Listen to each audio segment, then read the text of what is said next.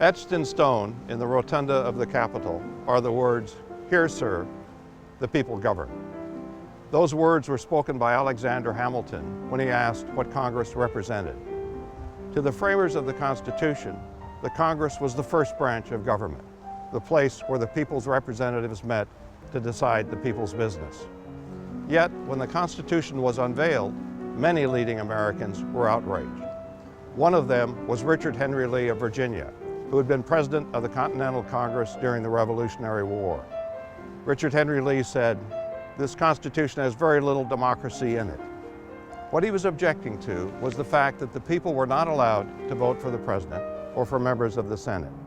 Only the House of Representatives would be chosen by vote of the people. When Henry Clay of Kentucky, one of the great legislators of the 19th century, left the Senate to run for the House, he said, "I prefer to serve in the people's chamber." Some critics today wonder whether that label still applies to the House. They point to House elections, which have become increasingly expensive. It was not that long ago that these were relatively modest affairs, funded largely by donations from people living in the district. Today, it's easily the case that a House election can cost $1 million or more, with much of that money coming from wealthy individuals and groups from outside the district. Critics also point to redistricting, the tendency of state legislatures to pack House districts with voters from a particular party, thereby guaranteeing the election of that party's candidate in the fall.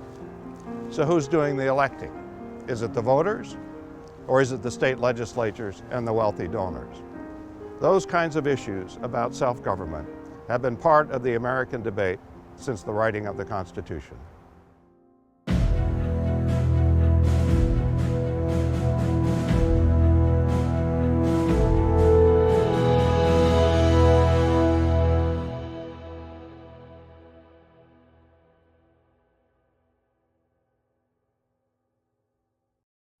Over the course of American history, few features of the Constitution have been subject to more debate or more manipulation than its provisions for representative government.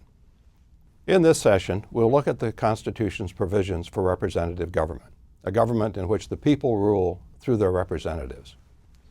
We'll start by examining the Constitution's initial provisions for representation and then explain how and why they were changed. We'll then turn to voting laws and how they have affected the public's role. Finally, we'll look at a couple of current issues, voter ID laws and congressional redistricting.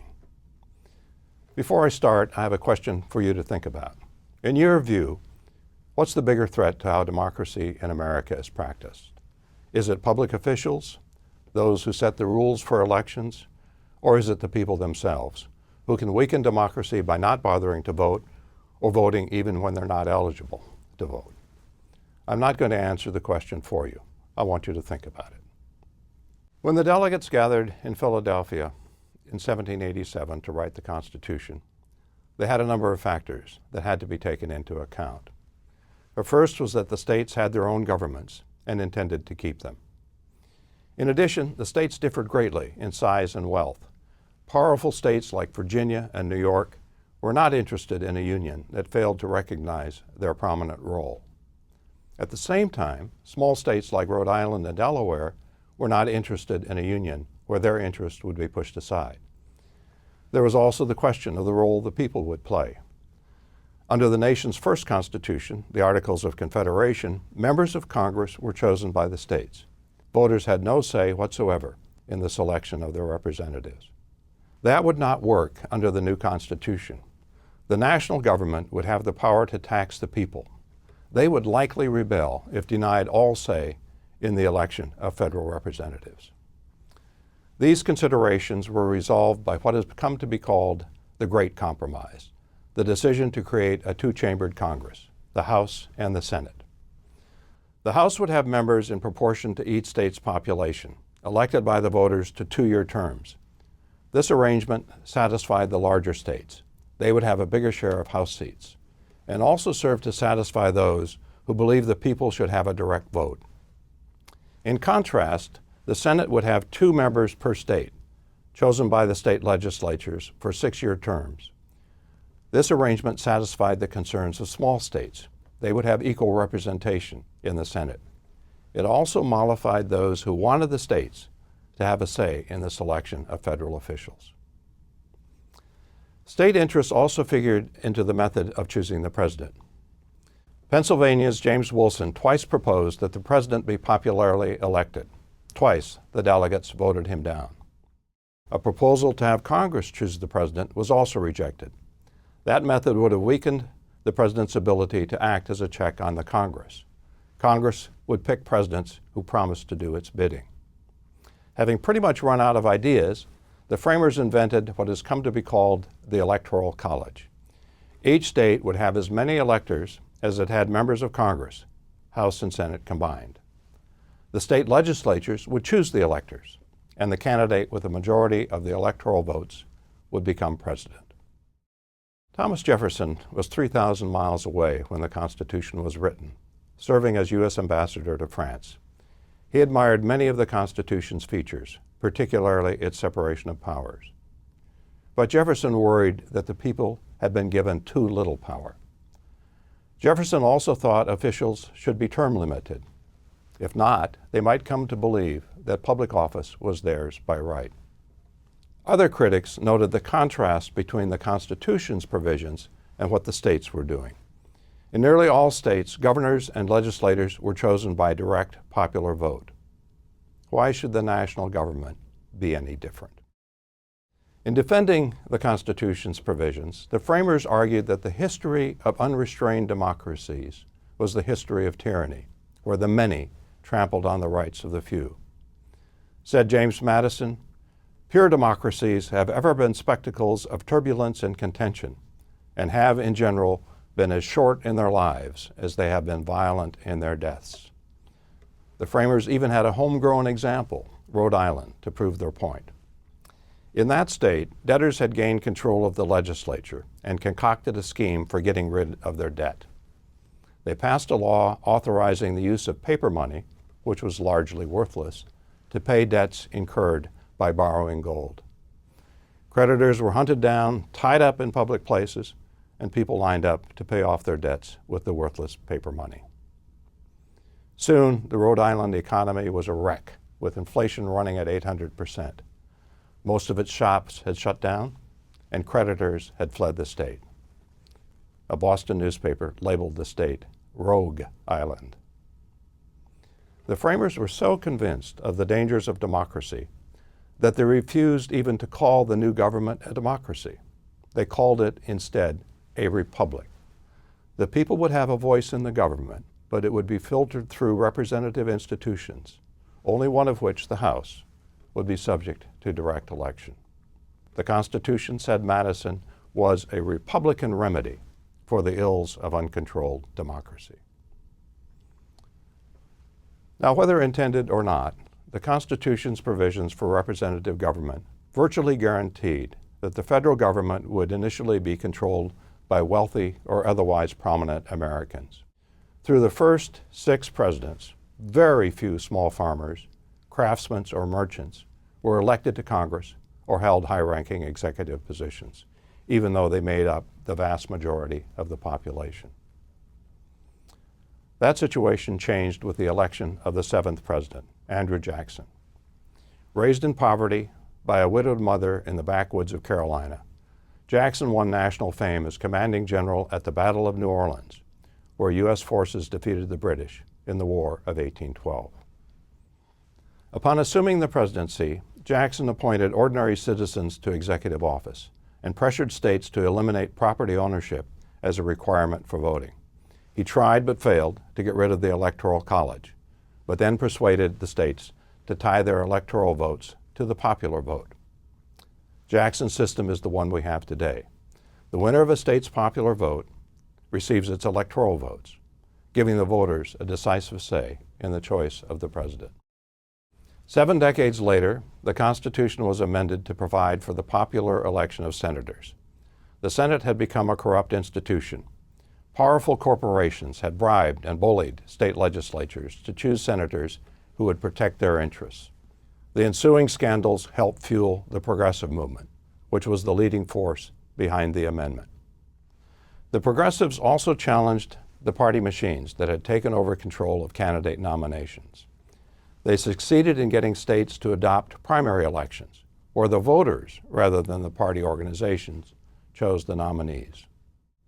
As you might have noted, these changes basically undid the work of the framers. The presidency, House, and Senate were now all subject to vote of the people, who had two chances to be heard, once in the primary and once in the general election. This was a remarkable change. At the beginning of the Republic, the people had a relatively small voice in their governing. Today, as has been true ever since the Progressive Era, the United States has more elections for national office than any other democracy.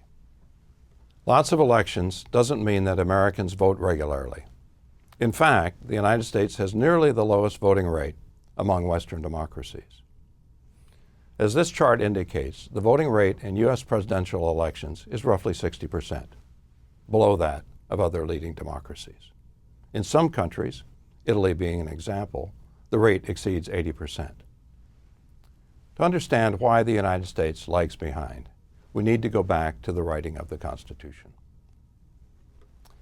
As originally written, the Constitution did not provide for the right to vote. Some Americans were held in slavery and were denied even citizenship. For their part, women were thought not to have a rightful place in public affairs. Not until ratification of the 19th Amendment in 1920 did women get the right to vote. The original Constitution had a single clause on voting. It gave the states authority to determine voting eligibility in federal elections, saying only that a state's restrictions on voting could not be greater than those placed on voting for members of the largest chamber of the state's legislature.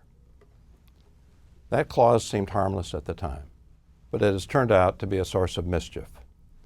It has been used at times to deny some people their right to vote. In the early history of the United States, most states denied the vote to males without property, a policy that Ben Franklin thought worthy of ridicule. Today, wrote Franklin, a man owns a jackass worth $50, and he is entitled to vote. But before the next election, the jackass dies, and the man cannot vote. Who's the voter, the man or the jackass? By the 1830s, urged on by Andrew Jackson, nearly all states had dropped the property requirement. The ugliest chapter in America's voting history began in the South after the Civil War and lasted nearly a century. The 15th Amendment, which was ratified soon after the war, prohibits states from denying the vote on the basis of race or color. When Northern troops left the South a decade after the Civil War ended, the South's white majority governments concocted every trick imaginable to keep blacks from voting. Louisiana wiped clean its registration rolls and required its residents to re-register. The state made it so hard for blacks to re-register that less than 1 in 10 were able to do so. Throughout the South, literacy tests and poll taxes were adopted. In order to register to vote, citizens had to pass a literacy test and pay a tax. To ensure that white voters were not disenfranchised by these requirements, a grandfather clause was placed in the law. Anyone whose father or grandfather had been eligible to vote was exempt from the requirements. Obviously, no former slave or child of a slave qualified for that exemption. The Supreme Court waited until 1915 before declaring the scheme unconstitutional. Whites-only primaries were also devised. The Democratic Party was in control throughout the South. Every governor, every state legislature, and nearly every member of Congress was a Democrat. As a result, the key election throughout the South was the Democratic primary. Whoever won that primary was virtually assured of winning the general election. Blacks were prohibited from voting in primaries. The Supreme Court waited until 1944 to strike down that practice. The court refused, however, to strike down literacy tests and poll taxes, and they effectively kept blacks away from the polls.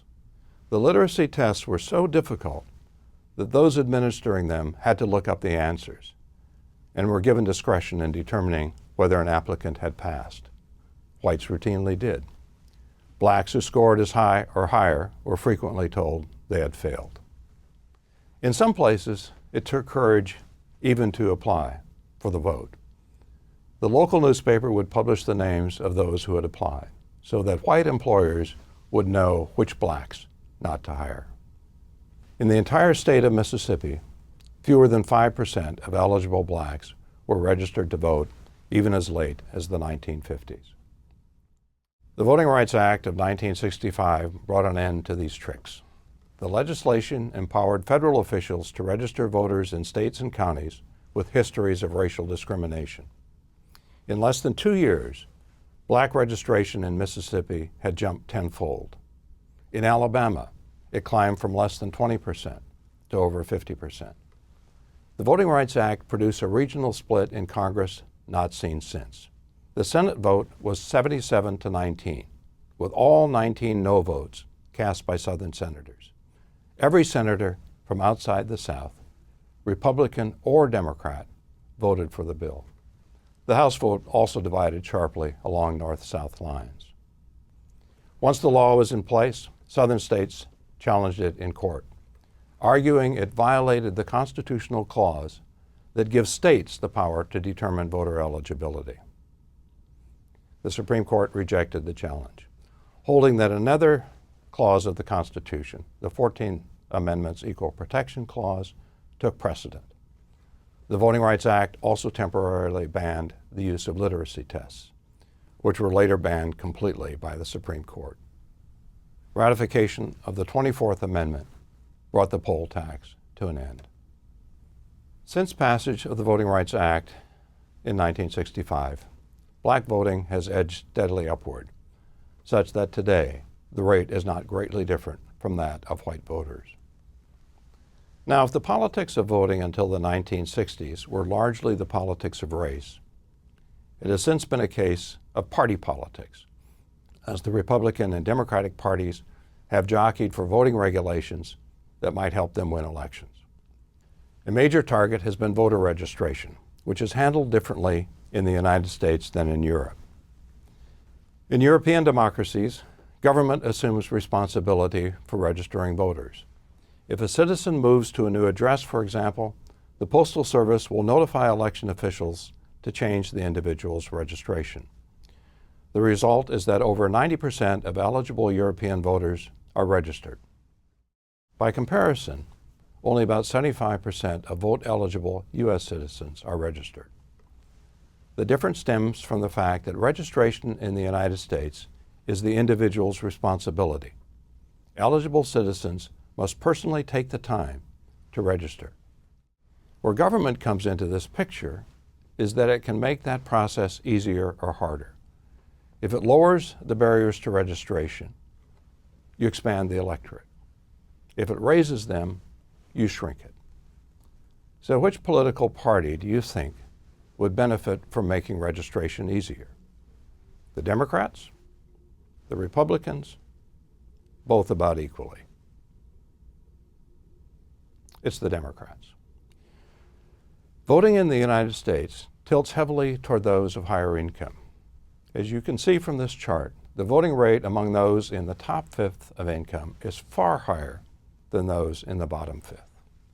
Income correlates with party preference. Upper income voters tend to cast their votes for Republican candidates, while those at the bottom of the income ladder tend to vote Democratic as a result of the party's leadership on policies that benefit those of lower income, such as welfare services and the minimum wage. The arithmetic of voting has not been lost on the parties. The Democratic Party has pressed hard to make voter registration easier. Its most notable success was the 1993 Motor Voter Act. The act requires states to offer voter registrations when they apply for a driver's license or public assistance. The Motor Voter Bill first passed Congress in 1991, but a Republican, George H.W. Bush, was in the White House. He vetoed it. The Democratic-controlled Congress passed it again in 1993.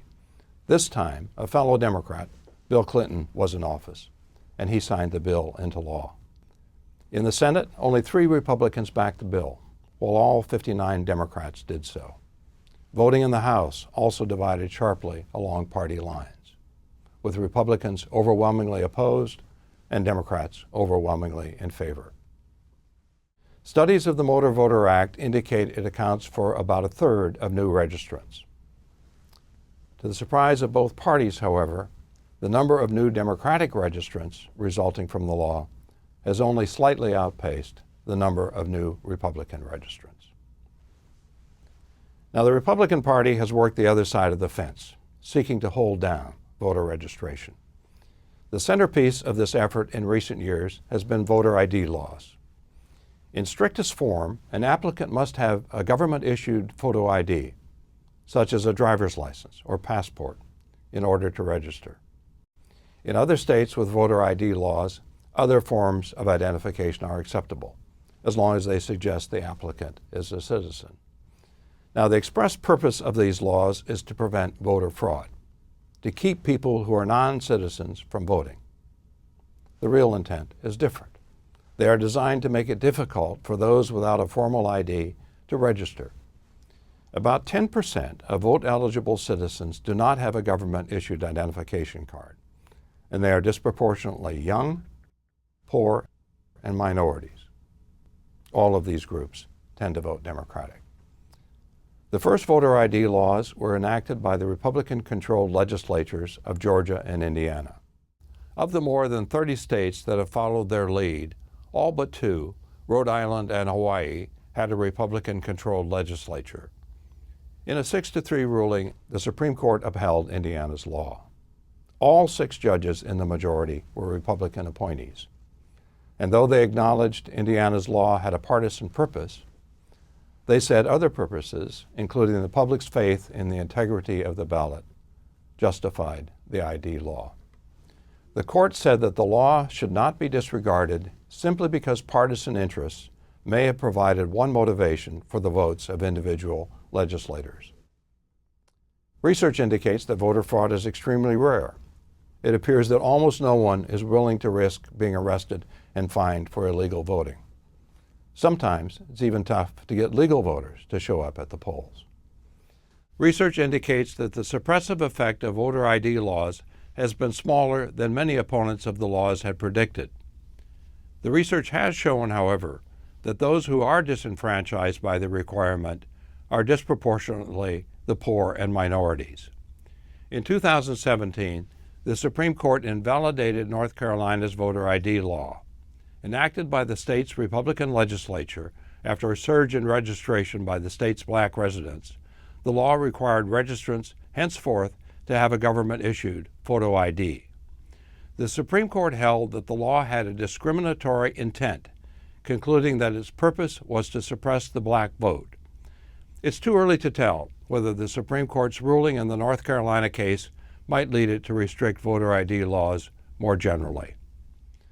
Finally, let's briefly examine partisan gerrymandering, a tactic used by both parties. After the population census every 10th year, House seats are reapportioned to states on the basis of their populations. The more populous the state, the more House seats it gets. California, for example, has 53 House seats, while South Dakota has only 1. Under the Constitution, state legislatures have the authority to set the boundaries of House districts. The majority party in these legislatures typically divides up the state in a way that will help its party's candidates, a process called gerrymandering. The safe way to do this is to pack targeted districts with enough of the party's voters to assure victory in the election.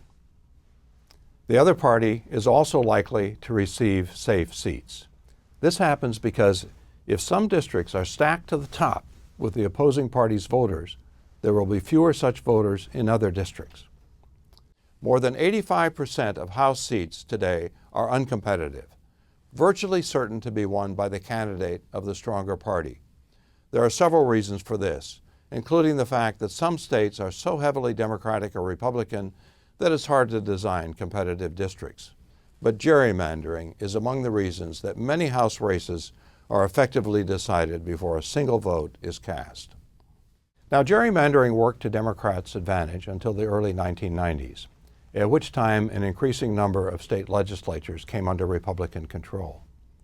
Republican legislatures did such a precise job of gerrymandering after the 2010 census that in the 2012 election, they won a comfortable majority of House seats, even though Republican candidates received fewer votes nationally than did their Democratic opponents.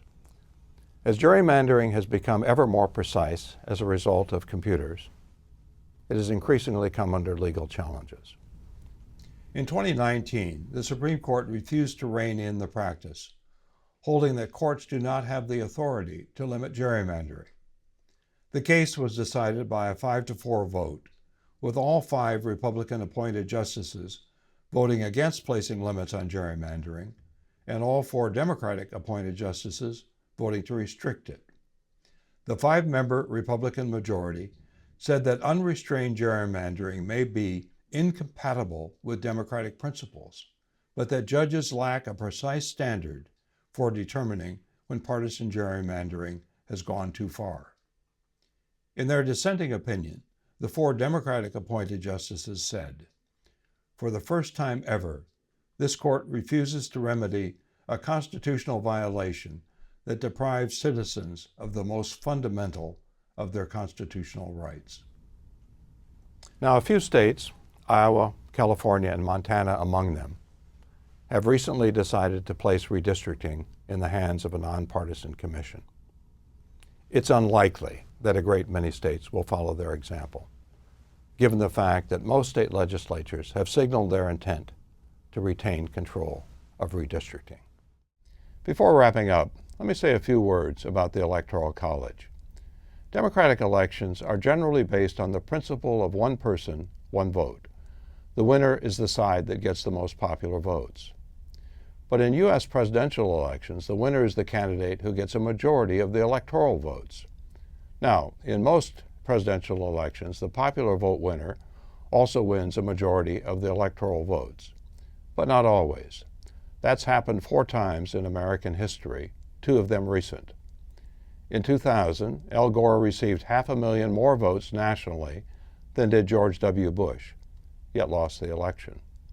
It happened again in 2016, when Hillary Clinton, though receiving nearly 3 million more votes nationally than Donald Trump, was defeated. If the U.S. Constitution were being written today, the idea of having the president selected through the Electoral College would not be taken seriously. The principle of one person, one vote is now an established democratic practice. Yet the Electoral College survives because of the difficulty of amending the U.S. Constitution. It requires a 2/3 vote in the House, plus a 2/3 vote in the Senate, plus ratification by 3/4 of the state legislatures. That's an imposing barrier to change.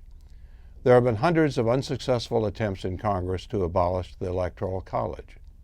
The reason is that some states benefit from it. Because each state, regardless of size, gets 2 electoral votes as a result of having 2 U.S. senators, the smallest states gain leverage from the Electoral College. The dozen smallest U.S. states have 8% of the electoral vote, even though they constitute less than 4% of the U.S. population. They have twice the voting power under the Electoral College than they would under a popular vote system. These states alone have nearly enough votes in the U.S. Senate to block an amendment. Okay, let's wrap up what we've covered in this session. We've focused on representative government as provided by the Constitution. It was noted that the voters originally had a say only in the election of House members, a reflection of the framers' determination to prevent a passionate majority from taking control and running roughshod over the minority. With time, due in part to the Jacksonian and progressive movements, popular voting came to include Senate and presidential elections. The adoption of primary elections, an American invention, also served to shift power to the voters. Today, Americans vote more often for more offices than voters elsewhere. On the other hand, the public's influence is diminished by partisan gerrymandering and by the efforts of officials to manipulate the size of the electorate through control of the voter registration process. Although these recent efforts pale alongside those used in the past to keep Black Americans from voting, they are a source of court challenges and intense partisan debate. In other words, representative government in America is still a work in progress.